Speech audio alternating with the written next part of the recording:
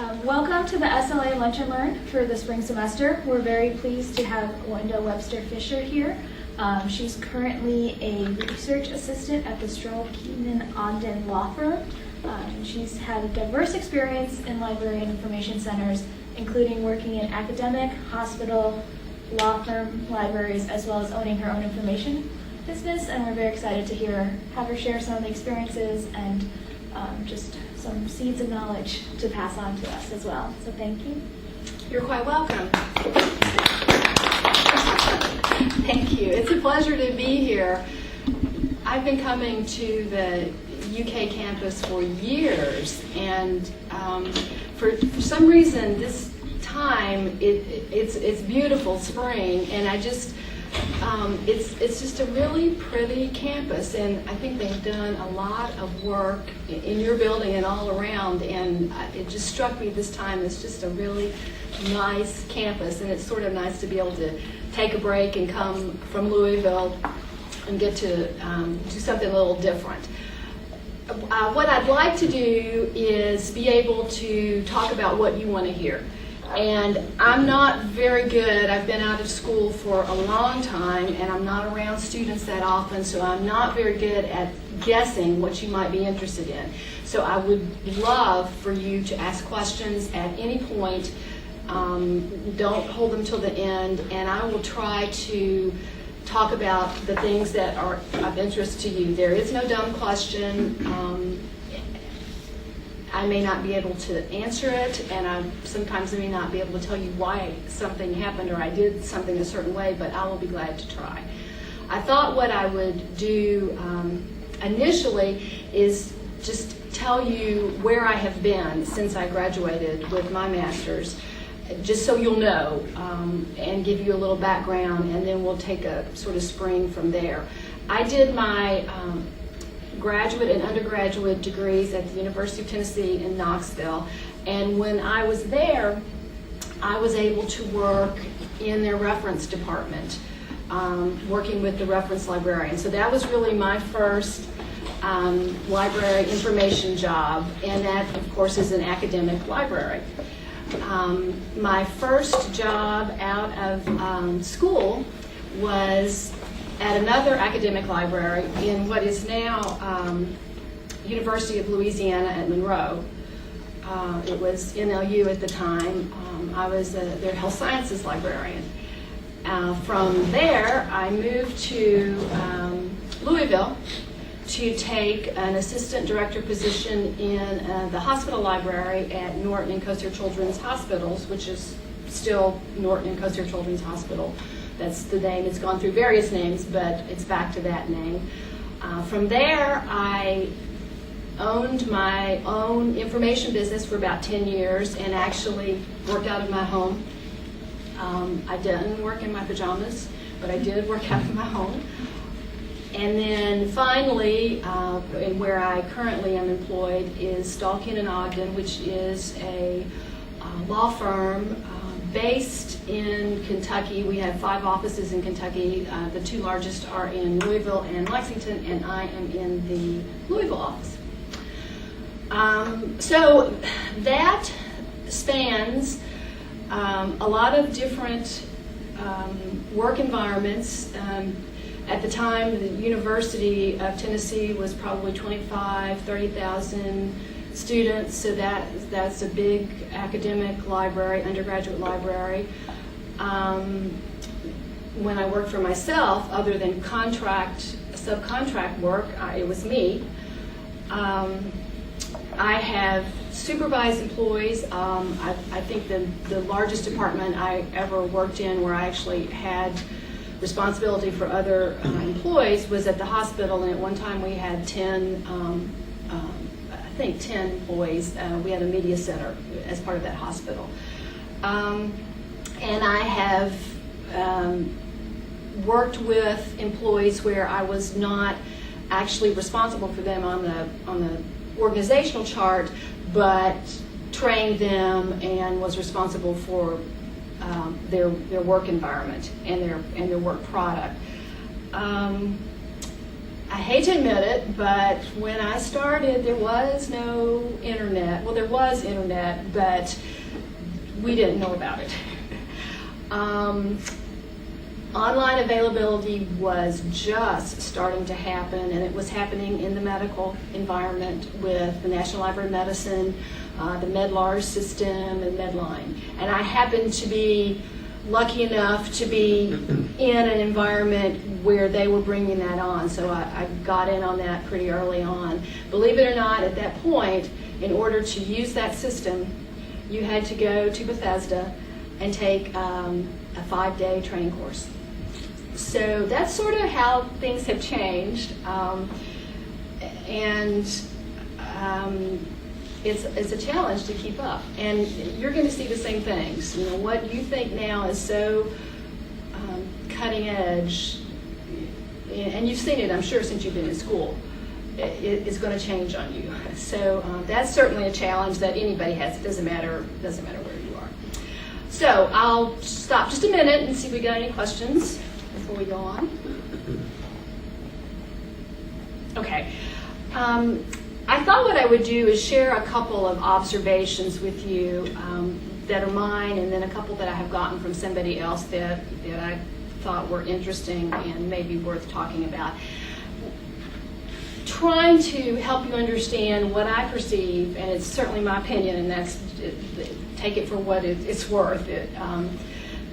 But the differences that you might find in a specialized environment or an information center that's not connected to a university or is not public, but is what they call more special. And I know that there are special libraries in the academic environment. I mean, some of you work in them, and I'm really not even talking about them. I'm taking you out of that academic environment, because that academic environment gives you a lot and demands a lot that you don't necessarily get when you go into other sectors.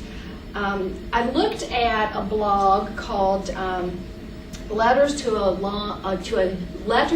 Young Librarian while I was thinking about things to talk about today, and there were several different pieces about things that I learned in library school or didn't learn, or being in a certain environments. And there was one piece called 10 Things I Didn't Learn in Library School. And of the 10 things that this particular writer didn't learn, there were 2 that I thought might be worth talking about. Things that this person was totally unprepared for, and things that I have found have had to deal with.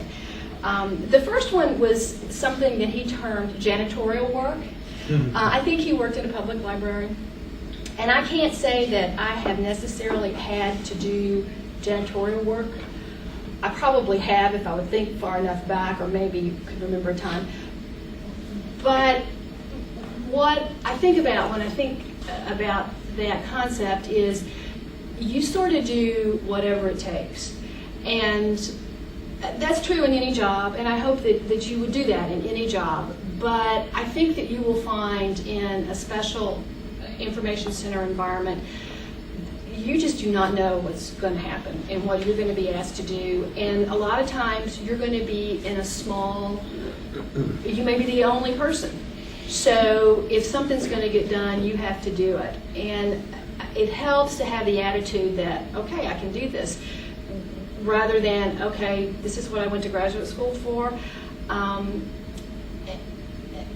I have done everything from moving libraries to shelving books to firing employees to making library runs to other libraries to photocopying, and then on the other end of the scale to going to very nice events and to entertaining, to being asked to do presentations in environments where I knew absolutely nobody.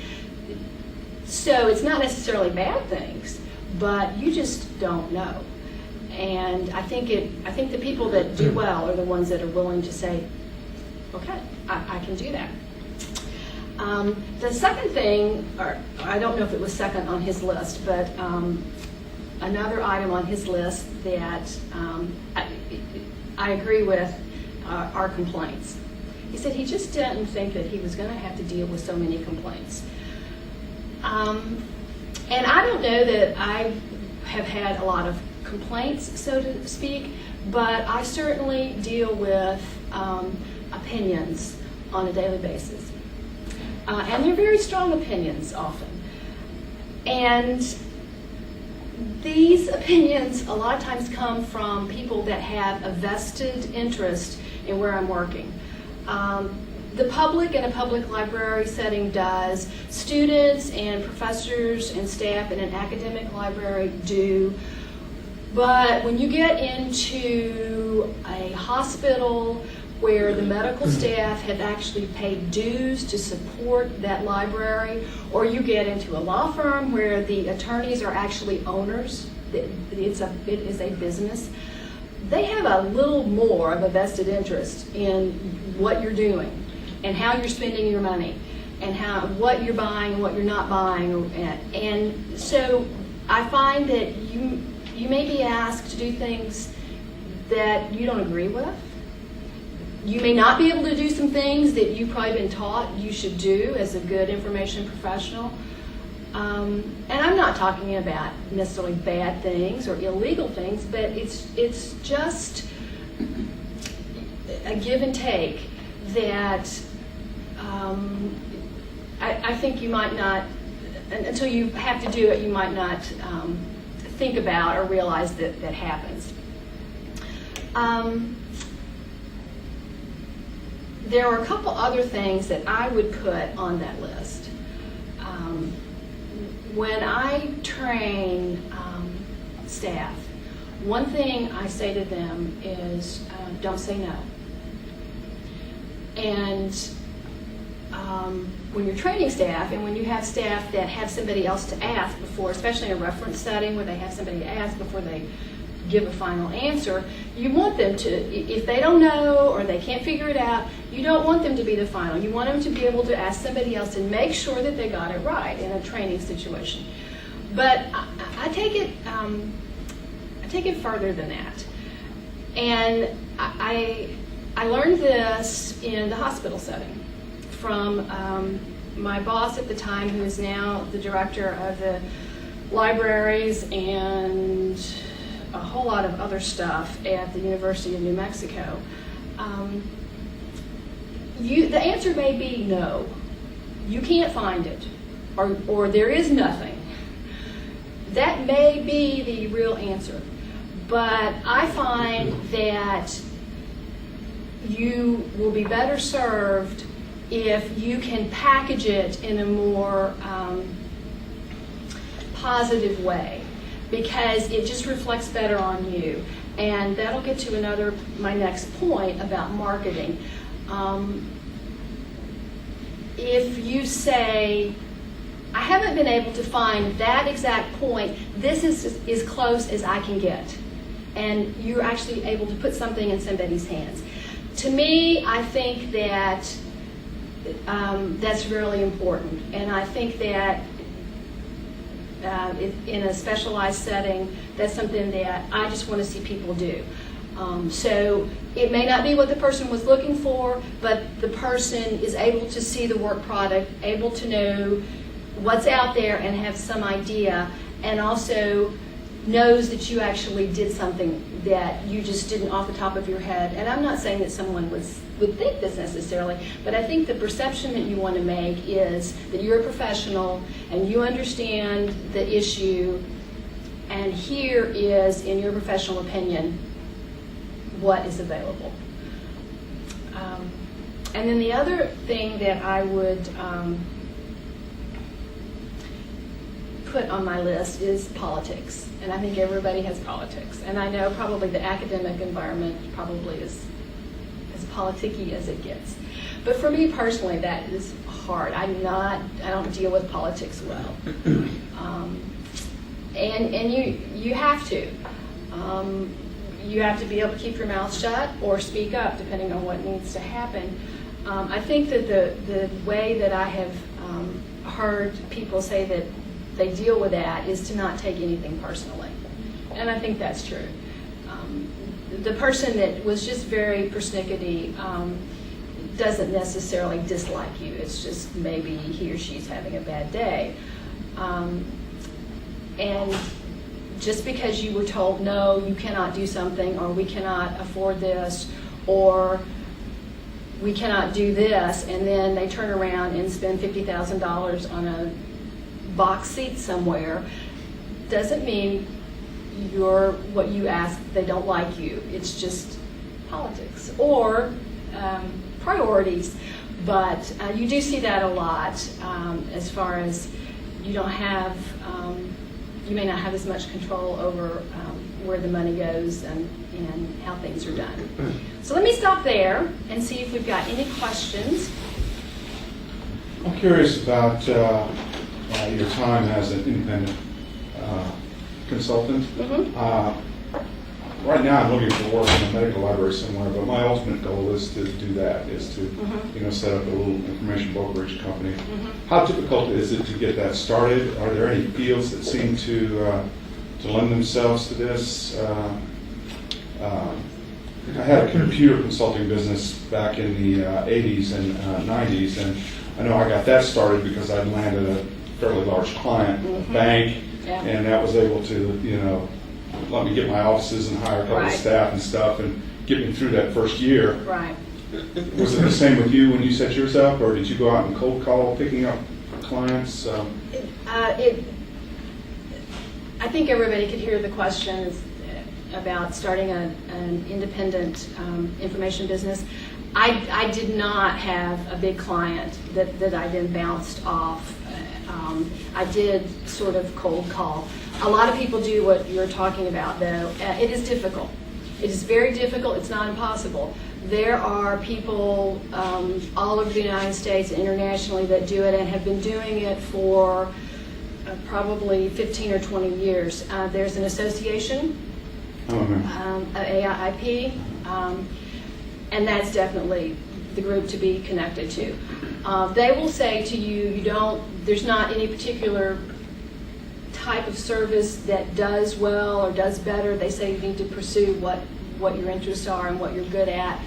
I will tell you that one mistake that I made, I feel,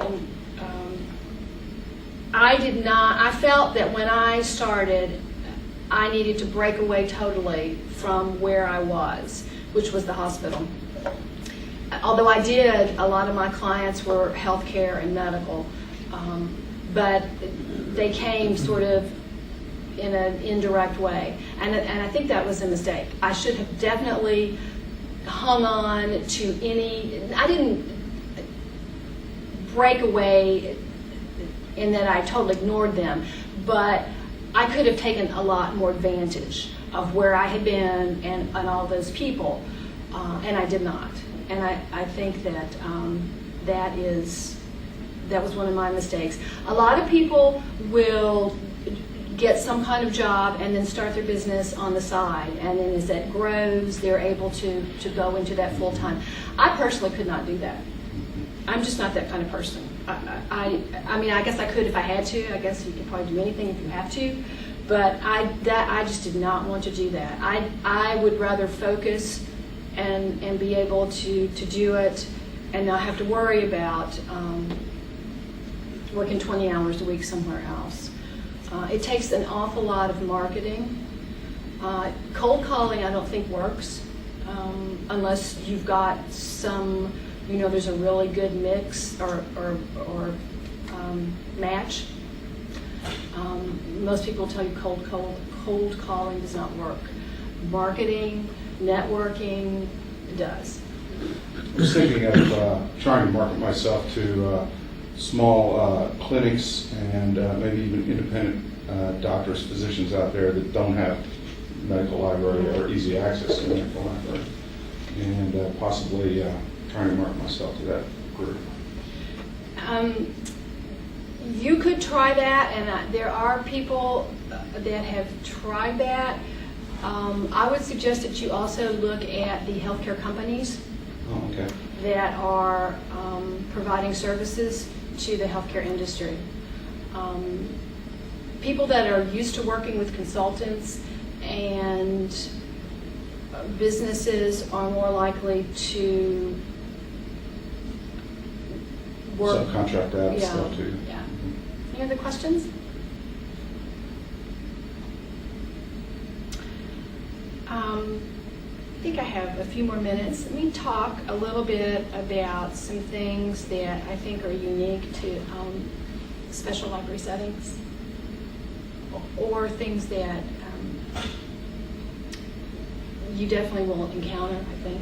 And I've already hit on one, that's marketing. Most of the time, you're going to have to market yourself. You're going to have to market your facility, your service, and your existence. Because most of the special libraries are in places that live and die by making money, or bringing in clients, or able to survive. And so if they have to cut corners, if they have to cut dollars, if they have to decrease, then you are on the table with everybody else that may or may not get included in that cut. Likewise, if they're going to add services, if they're going to renovate, if they're going to do anything, you're also on the table competing with everybody else, every other department. So the more people know you, the more they know what you can do, you're gonna, I feel like you're gonna be better off. So you need to get out. In the Louisville office, we have 3 floors of attorney space, and I walk almost every day. I will literally walk all 3 floors, just walk the floor, because they see me. They may think of something that they wanted to ask me. If you have a good product and you do good work, they usually will tell their coworkers. And so marketing is not only selling yourself, but it's also making sure that you provide something that's good and useful, and they know who did it, and you did it on terms that were good for them. You either did it quickly, or you did it under budget, or you did it with no budget, or whatever. But I have found that it's a lot easier for me to do something if they'll say, an attorney might say, can you do this, or have you ever seen this kind of thing? And if I think about, okay, how could I do this, and I do it, then 3 months later, another attorney will say to me, you did this for so-and-so, can you do this for me? And you sort of get, you get a little effect going like that that'll help you build the business, because it is building your business, building your client base. You're not normally going to be a revenue producing department. You might be, but you're probably not going to be. You're probably going to be overhead. So you're always going to be looking for ways to come to the table with value. We bill our hours. We can. We don't have to, but I actually can bill my hours, and I'm still not considered a revenue producing department in that context. I think that the workflow is faster. I know, especially in the medical library, you're going to get expectations of fast turnaround, but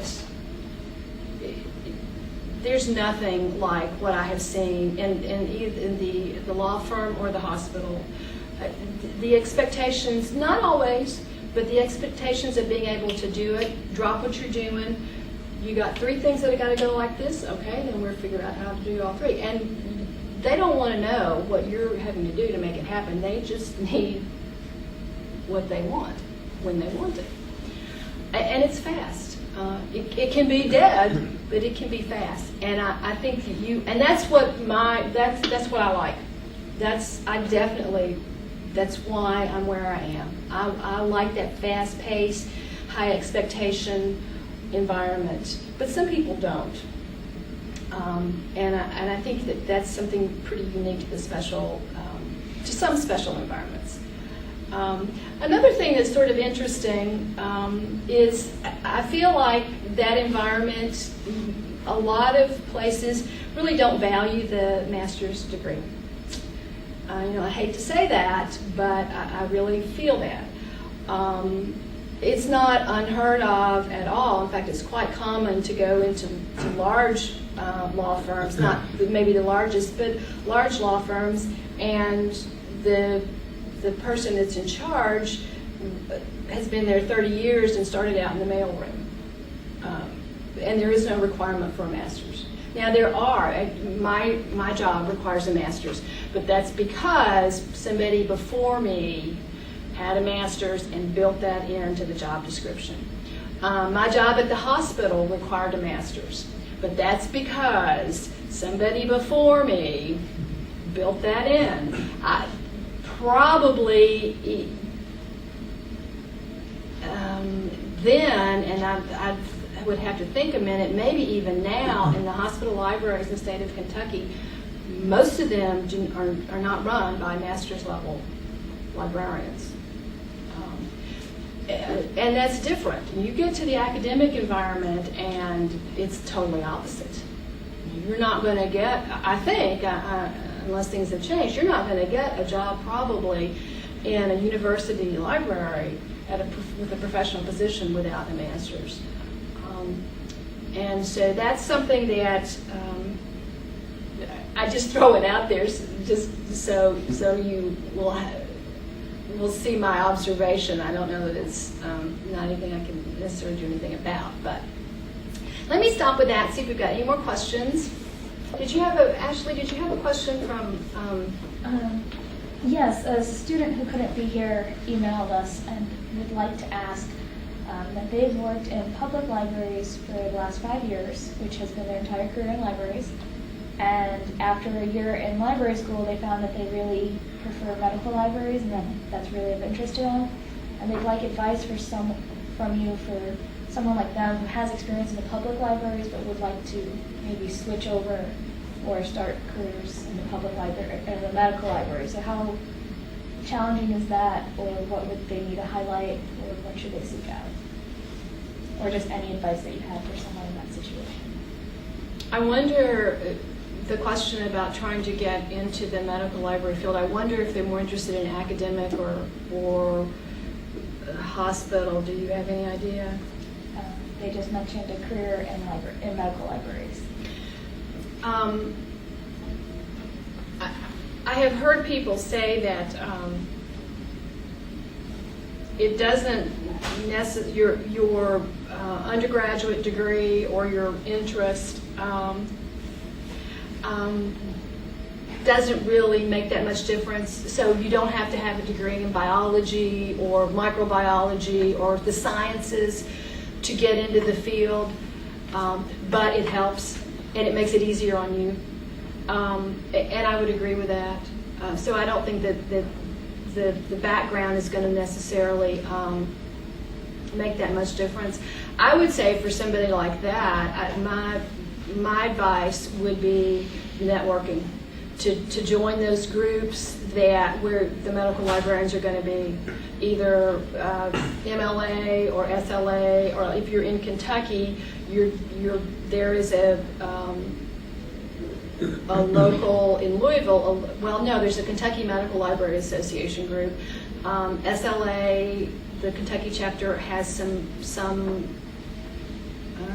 maybe not healthcare librarians. I would say that, because they are going to be the ones that are going to know where the jobs are, going to know what they're looking for, and can sort of help. If you're not landlocked, if you can move, then I would say at the national level to start trying to network some. I was curious, what percentage would you say of the work you do now is in assisting users, reference service? 5%. I have probably a little of a unique job. I have an assistant that probably works about 80% of her time in the library. And although we are electronic, we still have a lot of paper and a lot of filing kind of thing. She does all of that. We have a very rudimentary kind of catalog, mostly so we can keep up with what we have, and my boss can do the administrative part of ordering. And she does all that. So I basically don't do anything to keep the place running other than when somebody comes in and point me to the statutes kind of thing. And we're a very small facility, and I mean, literally from here to there is about the size of my facility. And attorneys and their staff, for the most part, are very self-sufficient, want to do it themselves. So I spend probably 95% of my time doing research. I'm either doing legal research, or I do a lot of business. I do a lot of what we call competitive intelligence research, where we're looking at a potential client, we're looking at a potential case. So I don't do 5%. Now, when I was in the hospital, that was totally different, because you had residents, you had medical students, we had nursing staff that did need help. And so that was probably, could have been 50% of my time. But, Of course, you're using those reference skills in doing in the research Oh, yeah. part of it, yeah. oh yeah, yes, yeah. Yes. Good question. Do you feel that with the current economic climate, especially in business settings, that corporate libraries, information centers, and those types of special libraries are being cut more? Or do you feel like there is there potential for growth? What have you seen? My question is, do I feel that the businesses are cutting library services and their information centers more? And I would say, overall, yes. I mean, I think what you see in the economy is going to filter down.